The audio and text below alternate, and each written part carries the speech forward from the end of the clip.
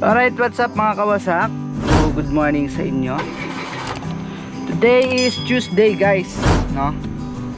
At magagrab na tayo. Tapos na tayong mag-uli-uli, no? Tapos na tayong magliwaliw. Guys, kasi nung nakaraan is galing ako ng Tarlac. At ngayon ay bibiyahe na naman tayo, no? Tapos na yung ating pagliliwaliw, no? So nag-set di ako kanina guys, no, papuntang Manila, pero hindi ako pinasukan. Nag-set di ako pero wala pumasok sa akin guys. So ngayon tinurn off ko yung set di ko, yun may pumasok sa akin, pero dasma to dasma lang, okay na din. 200 pesos guys, so malapit lang, pero yung pin niya is medyo 2.4 kilometers lang mula dito. Okay na din kaysa kanina pa akong nag-aantay dyan. Hindi naman siya naka-grab saver guys, kaya okay na yan. So kamusta ang buhay-buhay? So ngayon ay medyo matumal yung ating biyahe.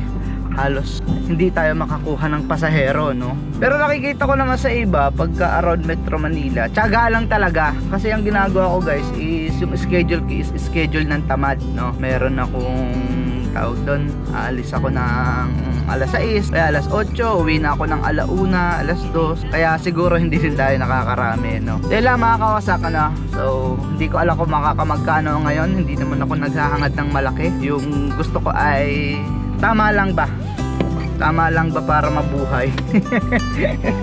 So ang hirap din naman magsagad sa Grab kasi nga kinabukasan is hindi tayo nakakabiyahe, kaya yun, tamang chillax lang tayo magbiyahe ngayon at sa mga susunod pa, parang petiks lang talaga. Then guys, naihatid ko lang ating first booking dito sa may school. Papunta siya Silang guys, no? So hindi siya pa Manila yung nakuha kong booking, papunta siya ng Silang, Cavite. So ngayon palabas na ako ulit dito sa subdivision. Parang hindi naman subdivision to guys. Pumasok kami dito sa may malaking malaking simbahan ng Iglesia ni Cristo. Tapos ang higpit dito sa loob. Siguro yung nasa loob dito ng mga nakatira puro Iglesia ni Cristo, no? Para siyang isang bayan na maliit guys. Kita mo sa loob may pamilihan. Subdivision lang to ha. Tapos may school. O diba? So guys, wala tayong booking pa kasi kakababa lang naman nila. Meron na tayo earnings na 199 pesos ngayong umaga. Di ko alam kung saan ako tatambay guys. So mag-rolling na lang ako pababa ng bayan ng Dasmariñas guys. So mga kawasak, may booking na ulit tayo. Papunta naman ng Parañaque sa may BF Homes. Pero once pala ako nakapunta dun guys, nakamotor lang. Nakamotor pa. So, hindi ko alam kung saan yung mismong daan. So pwede ko naman sundin tong Grab map natin sa tawag doon. Sa Carmona ako pinadadaan, pero mas preferred kong mag MCX guys, no? Mas malapit dun. Tamo sa Governor's Drive ako pinadadaan, tapos Carmona, sa SLEX. Pero idadaan ko to siguro ng Villar City para mas mabilis yung biyahe. Tapos MCX guys, no? Alright, what's up mga kawasak? Ngayon ay nandito tayo sa Dasmariñas, Makati. Kanina, akala ko nasa ako guys. Di ba may nakuha tayo nung Cavite, Dasma to Parañaque. Tapos Parañaque to papunta dito sa Dasmariñas, Makati. Akala ko pauwi na ako ulit ng Dasma. Sabi ko, ay ayos, pauwi na ulit ako. Tapos yung pala Dasmariñas, Makati, hindi Dasmariñas, Cavite. Ay anak ng teteng naman. Ay, may booking tayo guys. So mabuti lang at palabas ulit ng Pasay Road, no? Dalawang drop off, Quezon City. Alright guys, akala ko makakauwi na ako kanina, hindi pa pala. Okay, may booking ulit tayo guys, papuntang QC. And then siguro after QC is magsiset din na tayo pa uwi. So magkano din to? Nakaka 1.3 na tayo guys ha. 1,300, 10:07 in the morning. So tsambahan lang talaga, please. So mga kawasakan, dito tayo ngayon sa EDSA. Ayun, may gasolinahan. So gusto ko umihi. So yung inihatid natin guys is sa may sa may SM City North EDSA at saka sa dito along EDSA lang din yung isa. So ngayon ay iihi muna ako guys. So ano oras na? 11:25 in the morning guys. Nakaka 1.8 na tayo. Hindi na masama. So masarap talagang magbiyahe ay sa Manila guys, no? Napaka solid. So ayan CR dito. Nasa ilalim? Wala na po. Asa? Sorry. Basaan maka-CR? Kaya pwede mag-park saglit. Kasagasa pa tayo ng aso. Wait naman sila dito guys, no? Park tayo saglit. Tapos ihi. Our favorite. Ihi. Ihi ng ihi guys. So guys, tayo ay magsiset destination papunta ng Cavite. Kung may papasukan, tingnan nyo kung gano'n tayo kalayo. O yan, no? Nandito tayo ngayon, no? Sa Quezon City. Tapos dito pa tayo. O, ang layo. So balita ko may na dito sa Quezon City guys. So hindi ko alam kung saan ako dadaan para papunta ng mga isi-iskinita eh. EDSA kanan. Uy, C4 na pala yun eh. So hindi ko alam kung paano ako makakaalis dito. Kaya ang gagawin ko ay mag-aantay na lang muna ako ng booking. So at the same time magme-merienda muna ako. So may baon akong turon at saka cheese stick. Hindi na magbaon kanin.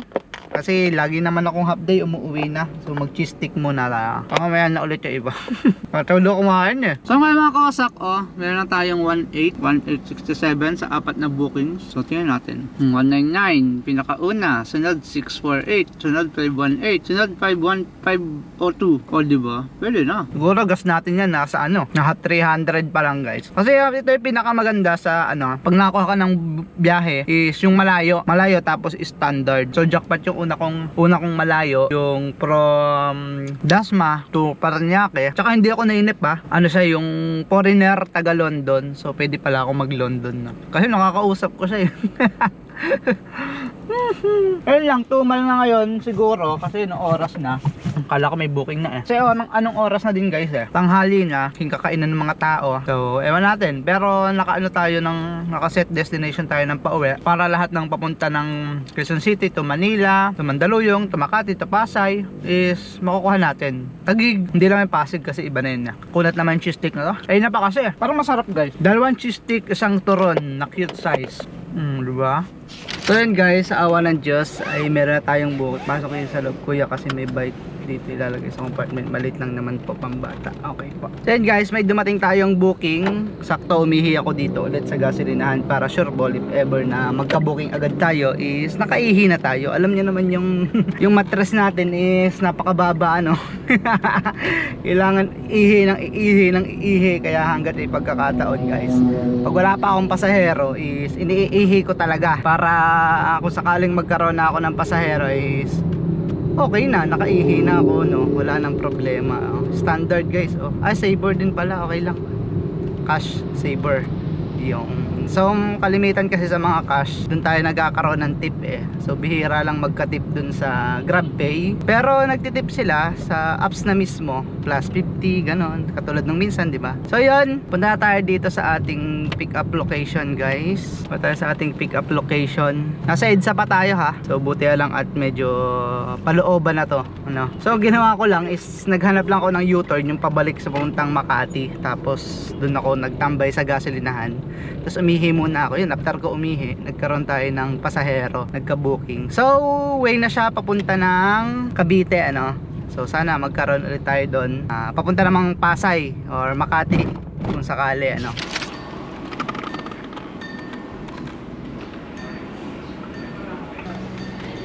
Sige, okay lang pa. So yun mga kawasak, lintik ang pagkakasikip dito. Nagkaroon tayo ng ending ba 73 pesos plus bali 75. So yun mga kawasak, nag-book sila, tatlo sila, tapos may isa daw bike, di ba yung sabi ko nga kanina. So ngayon is hindi kasya yung bike guys. So masyado siyang malaki. Pinasok na namin sa likod lalo, hindi kasya sa compartment. Tapos pinasok ko dito sa loob, hindi kasya.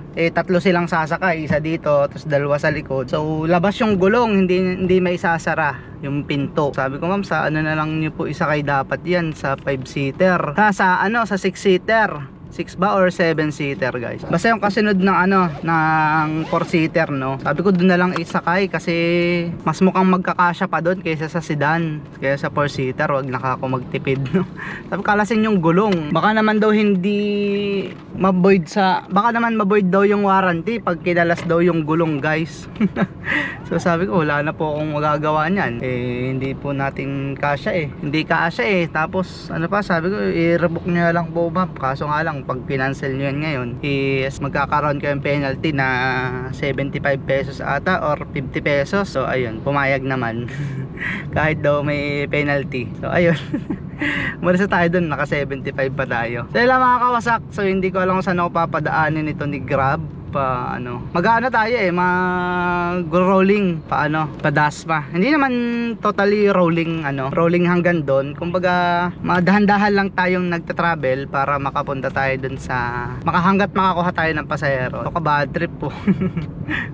Sayang din yun. Pero okay na, at least nagkaroon tayo ng 75 pesos. Sabi niya, pinapatabi pa niya yung sasakyan. Kakalasin lang daw muna lahat. Sabi ko, ano ba naman yan? Ako pa yung naghihintay. Naka-saver pa naman sila. Tapos ganun pa yung mangyayari. So hindi na. Alright, what's up guys, mga kawasak. So nandito tayo ngayon sa hindi ko alam kung saan. Kakababa lang nung isa nating passenger guys. Hindi ko alam pwede kumaliwa dito. Pagtatanong ko sana kung pwede kumaliwa dyan, wala nga palang kaliwaan. May harang sa gitna guys. So wala pa tayong pasahero ulit. Kakababa lang ng ating huling inihatid guys. So mabait si ma'am. Bumaba na siyang maagap kasi alam niya matraffic daw doon. Ay nako asyad. Saan ba lugar to? Parang Makati na to Parang nasa Makati ako guys. I don't know. So ngayon nag-waste ako papuntang MOA guys. So 11 kilometers. Pero hindi ko naman talagang isasagad na hanggang rolling lang guys, para alam ko yung dinadaanan ko. Hindi katulad pagka wala tayong Waze is hindi ko alam kung saan tayo lulusot. Hindi ko alam saan tayo pupunta. So ito, nakita ko malapit ito sa Pasay. Kaya ang ginawa ko ay nag-Waze na lang ako para rolling. Rolling yung tawag dyan. So nakaka 2,000 na ata tayo guys. 2,000. So mga kawasak, nadala na ako dito sa PITX kasi 'di ba yung nasaksihan natin noon na nahuli na nakapark dito. So ngayon hindi na ako magpa-park, nandito ako ngayon sa PITX. So di na ako magpa-park. 1:49 ng hapon at diretso na tayo ng Bacoor guys. At sana doon na lang tayo makakuha ulit ng papuntang Dasmariñas. So di ko na sinugal yung pag-parking ko dito kasi baka mamaya matsempohan tayo. Is magkano din naman yung ticket noon? Di ba ang mahal din naman ng ticket yan? So obstruction ba yun ang magiging violation ko diyan kasi nakaparada kami sa sa gilid ng kalsada. So ang sakit ng ulo ko ngayon, dumadali na naman yung aking katamaran. So hindi naman sa tinatamad. So sakit lang, nabigla lang siguro guys kasi nga 'di ba ilang araw tayong hayahay, nandun tayo sa Tarlac. Ilang ulit tayo bumiyahe. Tapos ang aga pa nating umalis kanina, alas 6 kaya siguro ganun na lang kasakit yung ulo ko Parang nabigla ganun. So kaya guys, diretsuhin ko na to hanggang Bacoor. Bukas ay hindi tayo makakabiyahe kasi maghahatid tayo pa airport. Ihahatid ko yung bayaw ko. Tapos sa Thursday is coding. Ngayon kasi Tuesday Tapos Friday is maghahatid ulit tayo sa airport yung may-ari nung apartment. Susundo naman pala. Yung may-ari ng apartment ko ay ginausap ako, may susunduin lang daw kaming kaibigan niya na galing ibang part ng bansa pero ngayon nasa parang part of Visayas ngayon. Tapos susunduin namin yun sa airport na Iya Terminal 3 at ihahatid namin dito doon sa kanya sa Cavite. Ang biyahe ko na ulit siguro ay sa Sabado kapag tama lang, kahit kasi gabihin ako sa Friday. Sa Sabado kasi guys is hindi naman kailangang maaga kang lumabas kasi nga puro patanghali na yung mga doon, yung mga pasahero kapag ka Saturday. Kaya kahit tanghaliin tayo guys hanggang gabi na yon kasi hindi man ako tumatagal ng gabi.